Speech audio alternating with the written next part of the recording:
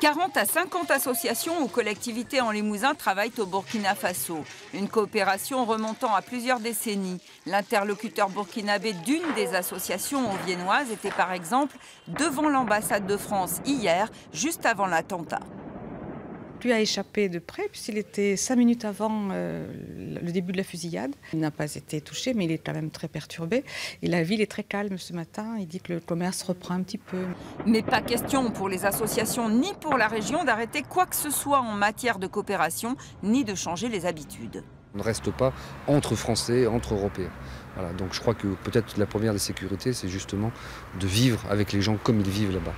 La Nouvelle-Aquitaine soutient un programme sur 3 ans. Elle a repris les actions de l'ex-conseil régional limousin, très en pointe sur la coopération avec le Burkina.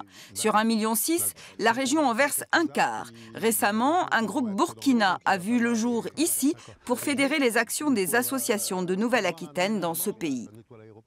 Pour moi, il est hors de question effectivement que l'on diminue cette aide et j'espère même qu'elle s'inscrira de nouveau dans la continuité après 2018.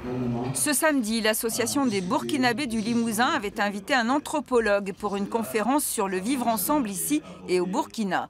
L'universitaire n'est pas surpris par ce nouvel attentat. Il y a une base militaire française au Burkina, il y a une base militaire américaine au Burkina.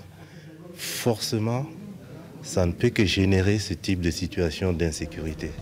Le Burkina est au milieu de plusieurs pays secoués par le terrorisme, mais il essaye de tendre vers la démocratie. C'est cela aussi qui intéresse le milieu associatif.